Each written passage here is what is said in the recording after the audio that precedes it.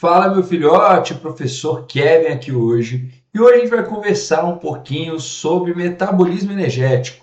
Então, o que é o metabolismo? Metabolismo é um conjunto de reações químicas de um corpo, tá? Então, toda vez que a gente fala, meu metabolismo está ruim, meu metabolismo está bom, o que a gente está falando? Das reações químicas que estão ocorrendo dentro do nosso corpo, dentro da nossa célula, certo? E que fazem o nosso corpo funcionar, que fazem o nosso corpo girar. Dentro desse metabolismo, a gente tem um metabolismo que é energético, que é o metabolismo relacionado à produção de energia ou de moléculas energéticas, como, por exemplo, ATP e glicose, certo? Então, esse metabolismo energético que a gente quer hoje só discutir como que o teu corpo produz ATP e como que o corpo produz glicose, certo? Quando é o caso, evidentemente, beleza? E a gente vai conversar sobre todos esses processos aí que existem, beleza? Então, quando a gente está falando de metabolismo energético especificamente, a primeira coisa que a gente tem que lembrar é o que é um anabolismo e o que é um catabolismo, tá? Então, o anabolismo é uma reação de síntese. Então, toda vez que eu estou formando uma molécula nova, eu estou fazendo uma reação anabólica. Então, um exemplo claro aqui a gente tem a formação de uma proteína, por exemplo, né? Então, se eu estou pegando um aminoácido e ligando em outro aminoácido, eu estou formando um dipeptídeo. Essa formação a gente chama de síntese do dipeptídeo ou anabolismo do dipeptídeo. Por isso que o pessoal chama de anabolizante os medicamentos que ajudam a construir músculo, porque ele vai sintetizar músculo, por isso o nome anabolizante, beleza? Catabolismo são reações de quebra. Então, por exemplo, eu quero fazer isso aqui, ó. Quero fazer o contrário. Eu quero pegar o dipeptídeo, quebrar ele e formar dois aminoácidos. Aí a gente tem reação de catabolismo. A gente faz muito isso na digestão, né? Então, na digestão, a gente está toda hora catabolizando moléculas, porque são as moléculas que a gente come. A gente come moléculas grandonas e acaba catabolizando para conseguir absorver as moléculas menores. Por isso que também, às vezes, o pessoal, quando sai da academia, gosta de falar assim, não, eu tô aqui catabolizando, né? O que significa isso? Como ele está gastando muita energia, ele está quebrando ali as reservas energéticas dele. E aí, normalmente, ele está fazendo a quebra da gordura, a quebra do glicogênio. E aí são reações de catabolismo, tá bom? Quando a gente pensa em molécula energética de fato, a gente sempre fala muito de ATP. Então, ATP, galera, é a nossa molécula energética da biologia, perfeito? O que é um ATP? O que quer dizer a sigla ATP? Adenosina trifosfatada. Então, significa que eu tenho uma adenosina, que nada mais é do que uma molécula de adenina, que é uma base nitrogenada lá do DNA e do RNA, ligado a uma pentose chamada de ribose. Então, isso é uma adenosina. Só que essa adenosina tem quantos fosfatos ligados a ela? Tem 3 fosfatinhos, tá bom? Então, uma adenosina que tem 3 fosfatos, certo? O que a gente percebe? Quando a gente hidrolisa a adenosina trifosfatada, ela forma ATP e um fosfato livre. Mas, além disso, ela também libera energia. Beleza? Então, basicamente, quando a gente precisa de energia para ser utilizada no nosso corpo, a gente pega uma molécula de ATP e quebra essa molécula de ATP para a gente usar essa energia. Só que, galera, a energia ela tem que existir, então. Concorda comigo? Porque pensa comigo aqui, ó. Se eu só quebro ATP, quebro ATP, quebro ATP, quebro ATP, uma hora o ATP acaba, certo? Então, o que eu preciso? Eu preciso refazer esse ATP, certo? E para refazer esse ATP, eu tenho a reação inversa. Legal? Então, tem a reação aqui, ó, de número 2, que é a reação inversa. Só que a reação inversa, ela precisa de quê? Energia. Então, muitas vezes a gente está vendo como que a gente extrai essa energia para conseguir fazer o quê? Moléculas de ATP no teu corpo. Então, como é que a gente pega a glicose, que é uma molécula que tem muita energia acumulada, quebra essa glicose com o objetivo de tirar essa energia e usar essa energia para produzir ATP. Então, a gente quer falar de todo esse procedimento ali, certo? De uma célula ou de um corpo, perfeito? Quando a gente está analisando esse tipo de metabolismo, vale lembrar que a gente tem metabolismo energético heterotrófico e metabolismo energético autotrófico, tá? Metabolismo energético heterotrófico é quando a gente produz de fato o ATP. Então, ele serve para produção de ATP. E para produzir ATP, o que eu preciso? De energia de algum lugar. Então, aqui normalmente a gente fala da quebra da glicose. Kevin, tem como acessar outras vias de metabolismo? Claro que tem. tá? Mas a gente só vê o metabolismo glicolítico aqui, perfeito? Mas tem como você pegar gordura e quebrar gordura, tem fosfocreatina, tem outras coisas que a gente pode usar para fazer esse ATP, beleza? Mas para você importa entender como que tudo funciona? Não, só os procedimentos que quebram glicose, que a gente vai separar em aeróbico e anaeróbico. Aeróbico, eu uso oxigênio, anaeróbico, eu não uso oxigênio. Então, a gente vai falar na aula de hoje de respiração celular e fermentação, um processo aeróbico e um processo anaeróbico. Além disso, existe o metabolismo autotrófico. O metabolismo autotrófico ele é um metabolismo que está relacionado à produção da glicose, produção da molécula energética, certo? E aí, queridos, presta atenção nisso. Quando eu tenho um ser que é autotrófico, ele também precisa ter o quê? ATP. Então ele faz os dois processos. Então uma planta, ela faz fotossíntese, que usa luz como fonte de energia para produzir a glicose, certo? E ela faz fotossíntese, mas também faz o quê? Respiração celular para produzir o ATP dela, beleza? Quimiossíntese é quando a gente usa reações de oxidação, bastante presente lá em bactérias, é isso? Então tem umas bactérias quimiosintetizantes que a gente usa essas reações de oxidação aí para conseguir produzir essa glicose, perfeito? Mas vamos por partes, a gente vai dividir isso aqui em duas aulas, tá bom? Uma aula para metabolismo heterotrófico e uma aula para metabolismo autotrófico, senão a aula fica muito cheia e a gente não consegue entender nada, beleza?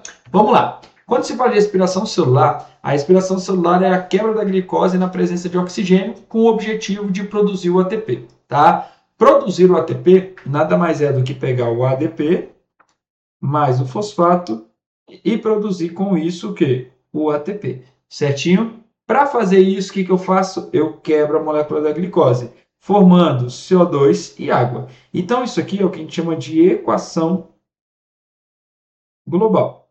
A equação global é o resultado de tudo que a gente viu, tá? Então a equação global nada mais é do que o quê? Do que o resultado de tudo ali que a gente está vendo, certo? Então no meio do processo acontece muita coisa. Aqui, ó, NAD, FAD e tal. Então importa o que acontece no meio desse processo também. Mas é legal que você saiba essa equação global. Kevin, eu estava estudando e aí no meu livro está dizendo 32 ATPs. No meu livro está dizendo 36 ATPs, no meu livro está dizendo 34 ATPs, está tudo certo, tá? Então não tem problema nenhum. A quantidade de ATP que você coloca, ela vai variar se eu quero rendimento líquido, se eu não quero rendimento líquido e qual o tipo de ambiente que aquela respiração celular está acontecendo. Então não precisa ficar atordoado pensando que uma questão vai te cobrar essa diferençazinha de ATP. Não, tá? Então geralmente as questões elas não tendem a cobrar essa diferençazinha pequena de ATP, não, pode ficar tranquilo, beleza? Quando se fala de respiração celular, galera, a respiração celular ela é subdividida em 3 etapas, perfeito? Uma etapa, ou a primeira etapa, é o que a gente chama de glicólise, certo? A glicólise ela é uma etapa de quebra da glicose e ela acontece no citoplasma. Muito importante que você saiba disso. Então, a glicólise ela começa a acontecer no hialoplasma lá, que é o líquido de dentro do citoplasma, certinho? Depois, a gente tem o ciclo de Krebs, ou ciclo de ácido cítrico, que é esse ciclo aqui. E ele acontece dentro de uma organela chamada de mitocôndria. Mais especificamente, ele acontece na matriz mitocondrial.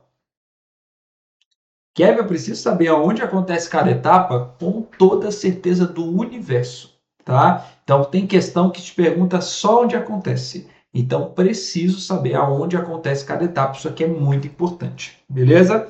E, por fim, eu tenho a terceira etapa, que é a cadeia respiratória. A cadeia respiratória, ela acontece na crista mitocondrial. Então, tanto mitocondrial. Então, tanto a cadeia respiratória como o ciclo do ácido cítrico, o ciclo de Krebs, ele acontece dentro de onde? Dentro da mitocôndria, enquanto que a glicólise ela acontece fora da mitocôndria. Vale lembrar que a glicólise ela faz parte da via aeróbica e da via anaeróbica. Ou seja, a glicólise ela é a primeira etapa tanto da respiração celular como também a primeira etapa da fermentação, tá bom? Então ela faz parte das duas vias, né, de metabolismo energético de uma célula, tá? Quando a gente pensa em glicólise, glicólise nada mais é do que a quebra da glicose. Então, o que você vai fazer? Você vai pegar a glicose e você vai quebrar a glicose até chegar em ácido pirúvico.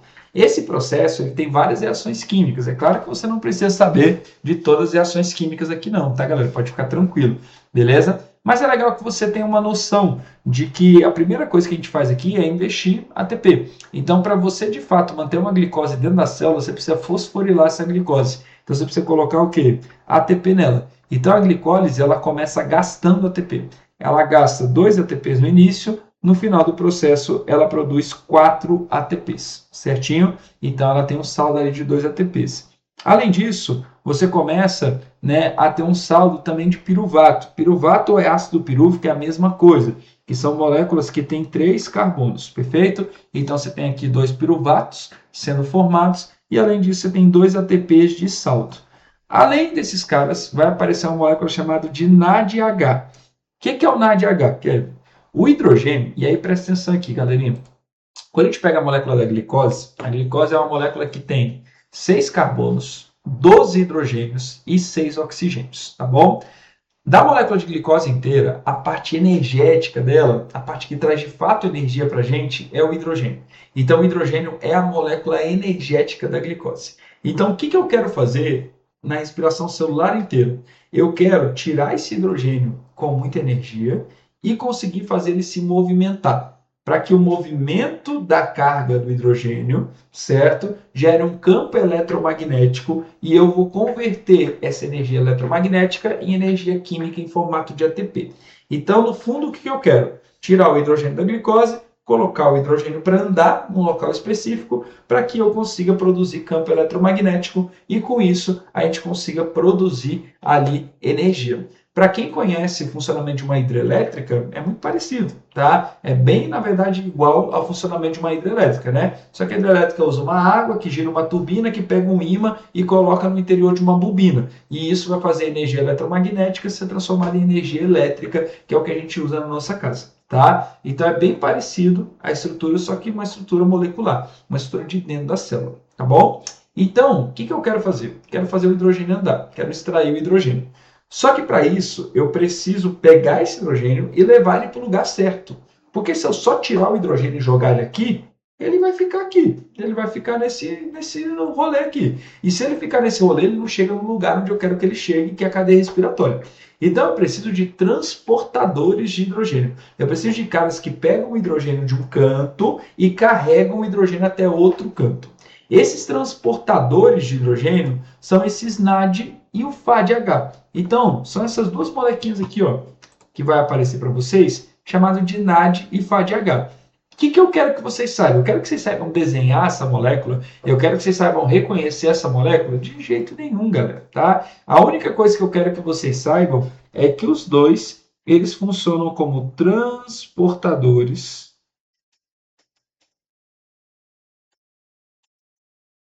de hidrogênio. Quando a gente transporta hidrogênio, a gente transporta ele no formato de íon hidrônio, H+. Então, pode falar que ele é um transportador de cargas, tá? O hidrogênio ele acaba sendo uma carga aqui para a gente, tranquilo? Então, basicamente, o que eu quero fazer é transportar o hidrogênio de um lado para o outro. Quero transportar essa carga de um lado para o outro, beleza?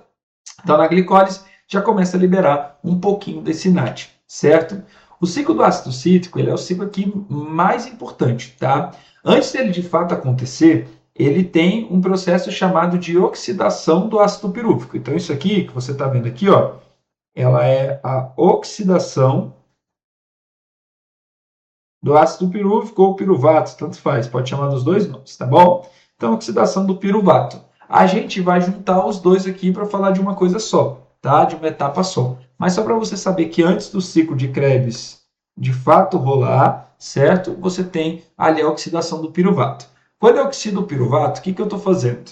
Eu estou quebrando a molécula de piruvato. A molécula de piruvato que tem 3 carbonos, ela passa a ter apenas 2 carbonos. E um carbono é jogado para fora no formato de CO2, que é a nossa excreta carbônica ali da respiração celular, certo?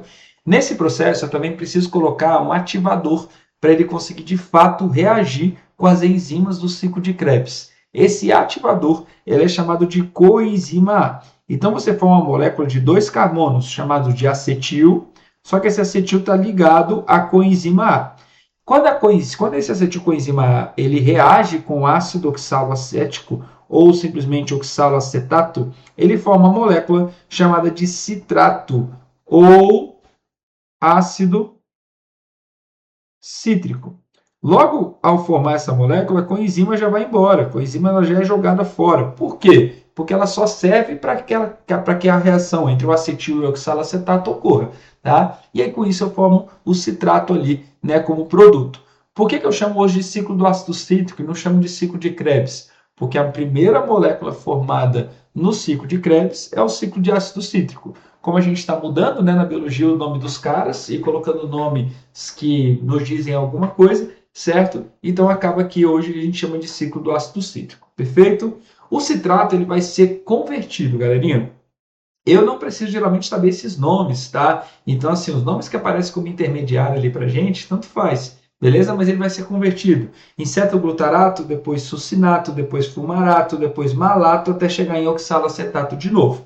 Então, eu estou saindo de oxalacetato e depois eu estou chegando na mesma oxalacetato. O que isso significa para mim, galera? Que tudo que entrou vai sair, certo? A glicose, lembra que ela era composta por C6H12O6, certo? A glicose virou ácido pirúvico, que virou acetil-CoA. Então, no fundo, eu tenho que fazer o quê? Jogar carbono, jogar oxigênio fora e jogar o hidrogênio lá no meu transportador de carga, tá? Então, a grande onda do ciclo de Krebs é, de fato, produzir moléculas de quê? De hidrogênio. É aqui a fase onde eu vou extrair todo o hidrogênio da glicose, certo? Então, é aqui onde eu vou produzir a maior quantidade de transportadores de hidrogênio. Então, vou produzir 6 NADs e 2 FADH, certo? Então, eu produzi ali, né, um monte de transportador de carga, porque eu estou tirando todo o hidrogênio da glicose. Além disso, o carbono está indo embora também, então 4 CO2 aqui são liberados para fora. Lembrando que eu tenho 6 carbonos, né, Kevin? Onde estão os outros 2? Na oxidação do piruvato. Então, a oxidação do piruvato ela libera 2 CO2, certo?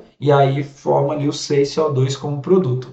E ainda tem a formação de ATP, mas até agora muito pouco ATP. Ó, no final do processo eu vou produzir 36 ATPs. Até agora eu produzi 2, né, na glicólise e mais 2 aonde? No ciclo de Krebs. Então assim, até agora eu só produzi 4 ATPs, então realmente não é uma fase, né, que ainda eu estou com uma produção de ATP em alta. Inclusive aqui também produz uma molécula chamada GTP, que é tipo um ATP, só que com guanina. Só uma curiosidade para vocês também, a gente converte, né, GTP em ATP. Mas isso é uma curiosidade, porque isso também geralmente não cai para vocês, beleza? Quando a gente chega na cadeia respiratória, essa é a parte importantíssima da respiração celular. Por quê? É aqui aonde de fato eu vou produzir um caminhão de ATP. 32 ATPs como saldo. Então a quantidade de ATP é muito, muito, muito grande. O que acontece? O ciclo de Krebs que aconteceu lá na matriz mitocondrial deixou a matriz mitocondrial cheia de quê? Cheia de NADH e cheia de FADH2. Certinho aqui? Então a matriz mitocondrial está lotada de transportador de elétron. Esses transportadores de elétron, eles vão reagir com proteínas que estão na membrana mitocondrial, que a gente chama de crista mitocondrial. Então isso aqui é uma membrana plasmática, né, uma bicamada fosfolipídica, só que ela está dentro da mitocôndria. Então a gente chama ela de crista mitocondrial, certo? Lá na crista mitocondrial você vai ter um conjunto de proteínas. Esse conjunto de proteínas se chama de cadeia de citocromos. E aqui você vai ter complexos proteicos que vão transportar o hidrogênio de um local até outro, certo? Que local é esse, Kevin? Da matriz mitocondrial até o espaço intermembranar, o espaço entre as membranas. Legal? O NAD, ele chega aqui com o hidrogênio um pouco mais energético e ele já reage com o complexo 1, certo? Enquanto que o FAD, ele chega com o hidrogênio um pouquinho menos energético e reage com o complexo 2, certo? Esses complexos eles vão reagir com a ubiquinona, que é esse o Q, ou coenzima Q10, é a mesma coisa, e isso vai reagindo com o complexo 3. O complexo 3 vai oxidando o citocromo C, que oxida o complexo 4. todas essas oxidações, oxidar é dar elétron. Então, todas as oxidações, você tem a carga sendo transportada. E quando essa carga está sendo transportada, os hidrogênios eles são encaminhados, ó, eles são encaminhados por esse espaço intermembranar. Kevin, por que eu quero encaminhar hidrogênio pelo espaço intermembranar? Para eu criar uma diferença de concentração. Galerinha, quando a gente lembra de transporte via membrana, a gente vai lembrar que existe um transporte chamado de difusão facilitada, que ele é um transporte que acontece só via proteína, certo? E ele é um transporte passivo, ele é um transporte que não gasta energia. Lembra que eu queria colocar o hidrogênio para andar, certo? Só que eu quero colocar o hidrogênio para andar de graça. E aí, como é que a gente faz isso? A gente gera uma diferença de concentração, porque o hidrogênio ele é um íon. E o íon, quando ele vai sempre do meio mais concentrado para o meio menos concentrado, desde que ele tenha uma proteína de transporte, beleza? Então, basicamente, o que eu estou fazendo ali é deixar o quê? Deixar o espaço intermembranar, que é esse espaço aqui, lotado de hidrogênio. E a matriz mitocondrial sem quase nada de hidrogênio. Então, aqui eu tenho um meio muito concentrado e aqui eu tenho um meio menos concentrado. O que o hidrogênio vai querer fazer? O que o íon vai querer fazer? Ele vai querer ser transportado do meio mais concentrado para o meio menos concentrado, certo? E aí ele vai ser transportado dentro de uma enzima chamada de ATP sintetase. Galera, saber o nome dos outros complexos é assim, minoria das questões. Então, não vai ter muitas questões que vai te cobrar o biquinona, complexo 1, 2, 3 e 4, citocromo C. Não tem muitas questões que cobram isso, certo? Agora, ATP sintetase, a galera cobra muito. Então, pera lá, Kevin, o que eu preciso saber? Eu preciso saber, né, desse nome, ATP sintetase. Porque é justamente a proteína que vai produzir, certo, o ATP. Então, o que vai acontecer? O hidrogênio, quando ele é transportado desse lado para esse lado de cá, ele gera energia eletromagnética que ela vai ser convertida na energia química. A energia química nada mais é do que a formação de moléculas de ATP. E aí tu entende o porquê que produz tantos ATPs aqui. O nome da etapa é cadeia respiratória. O nome do processo químico é fosforilação, que é o que a ATP sintetase faz, oxidativa. Ou seja, eu coloquei um fosfato no ATP através da oxidação de transportadores de quê? De elétrons. Entendemos a lógica? Então, fosforilação oxidativa é o nome do processo químico que está rolando aqui, certo? Só que, galera, se eu transportar o H+ para cá e ele ficar livre, você concorda comigo que esse gradiente de concentração acaba? Então, esse H+ não pode ficar livre. Então, o que vai acontecer com o H+? Ele vai reagir com a molécula de oxigênio. Ó, até agora a gente não tinha usado oxigênio. Então, essa aqui é a minha única etapa que a gente chama de etapa aeróbica. Então, o processo todo é aeróbico, mas essa é a única etapa aeróbica, que é a etapa que eu uso de fato oxigênio. Beleza? E aqui o que acontece? Eu vou reagir o hidrogênio com o oxigênio formando molequinhas de quê? De água. Isso faz do oxigênio o quê, galera? Ele é um aceptor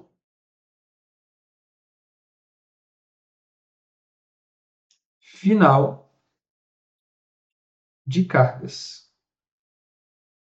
Galera, eu nunca te pedi nada. Anota isso aqui, tá? Anota isso aqui, que isso aqui é importante, cara. Os caras gostam de cobrar isso. Então, os caras amam cobrar a ATP sintetase, que é a enzima que faz a fosforilação oxidativa de fato, é a enzima que produz ATP, e os caras amam cobrar a função do oxigênio na respiração celular e qual etapa que ele faz parte. Então, ele faz parte da etapa respiratória ou da fosforilação oxidativa e ele é o aceptor final de cargas, tá bom? É ele que recebe as cargas no final. Posso falar que ele é receptor final de elétrons? Pode. Pode falar que ele é receptor final de íon hidrônio? Pode também, tá? Qualquer coisa que seja carga, né, o sinônimo dela, você pode, né, colocar aqui como resposta correta, tá bom? Só uma curiosidade, o citocromo C é exatamente a estrutura da respiração celular que reage com cianeto. Por isso que aquelas cápsulas de cianeto, muito usadas na Segunda Guerra Mundial, elas matam tão rápido, porque ela realmente bloqueia a respiração celular do indivíduo e o cara para de produzir ATP, tá bom? Por conta dessa reação com o citocromo C. Legal? Então lembre-se disso aí também, é uma curiosidade legal. Gente, muita coisa em respiração, né? Eu sei, pesado, tá? Mas eu vou deixar aqui, ó, rapidinho, só para você tirar um print se você quiser, na tela um pouquinho mais limpa, mas assim, realmente estude isso aqui, tá? Porque é um processo complexo, eu sei, mas cai bastante nas provas em geral, tá bom? Então é muito importante que você saiba ali a respiração celular, tá? Quando se fala de fermentação é bem mais simples, tá? A fermentação é um processo anaeróbico. Então aqui, ó, eu não vou usar oxigênio, perfeito? Ela é muito feita por leveduras. Leveduras são tipos de fungos, né? Então, leveduras e bactérias, tá bom? Então, leveduras e bactérias aí, né, muito presente, né, para o processo de fermentação, certo? Galerinha, como é que funciona aqui a fermentação? A primeira etapa é igual. Então, a primeira etapa é a glicólise, que forma ácido pirúvico. Isso não muda da respiração celular, certo? Só que depois, ao invés dela ir para a mitocôndria, qualquer coisa assim, ela acaba sendo oxidada no próprio citoplasma. E ao ser oxidado no citoplasma, ela pode formar dois subprodutos básicos, que são muito conhecidos, e é isso que classifica a minha fermentação. Primeiro subproduto é etanol. Etanol ele é um tipo de álcool. Então, essa fermentação que produz etanol, a gente vai chamar ela de fermentação alcoólica. Certinho? Enquanto que, quando eu tenho a formação de ácido lático, que é um outro tipo de composto, a gente vai chamar isso de fermentação lática. Kevin, elas têm o mesmo rendimento energético? Sim, tá? Então, o rendimento energético das duas é 2 ATPs. Então, a única coisa que muda é justamente o quê? É justamente o produto final. Um é álcool e o outro é fermentação lática. Detalhe importantíssimo. Na fermentação alcoólica, além de produzir o álcool, ela também produz moléculas de CO2, de gás carbônico. Então, aqui, ó, ela vai produzir também o que? Gás carbônico. E aí o que acontece, galerinha? Quando a gente pensa em produção de bebidas fermentadas, por exemplo, bebida alcoólica fermentada. Bebida alcoólica fermentada, ela geralmente tem um gás ali, ela é gaseificada. Por quê? Por causa do CO2 que é produzido. Mas mais do que isso, quando a gente pensa em fermento biológico, o fermento biológico faz exatamente a fermentação alcoólica. Então, toda vez que a gente pensa naquela levedura que funciona como fermento biológico, esse fermento biológico, ele é justamente o quê? Ele é justamente uma fermentação alcoólica, tá? Isso é importante você saber. Ácido lático, fermentação lática, é muito presente em lactobacilos, né? Mas além disso, eu também tenho isso no meu corpo, né? Então, o seu músculo, ele acaba que no momento em que tem pouco oxigênio no músculo, né? Ele acaba fazendo fermentação lática para a produção de ATP. Né? Tanto que a fermentação lática ela rende menos assim, então normalmente ela está muito relacionada com o momento da fadiga do músculo. Então, quando o músculo cansa, ele te contrai. Beleza? Tanto que esse ácido lático acaba inflamando a região muscular e aí com isso você acaba ficando com dores ali, que é muito comum, dor da academia, né? Que é muito comum essa dorzinha de aparecer aí depois de um exercício físico um pouquinho mais intenso. Beleza? Galerinha, espero que vocês tenham entendido essa aula de hoje, uma aula, pô, extremamente extensa, realmente é uma aula pesada ali, tá? Mas faz um esforço, cara. Veja e reveja essa aula quantas vezes forem necessárias, mas ela é muito importante para que você, de fato, seja capaz, né, aí de entender e fazer boas provas relacionadas a esse conteúdinho aí, beleza? Um beijo, um queijo para você e até a nossa próxima aula. Tchau, tchau.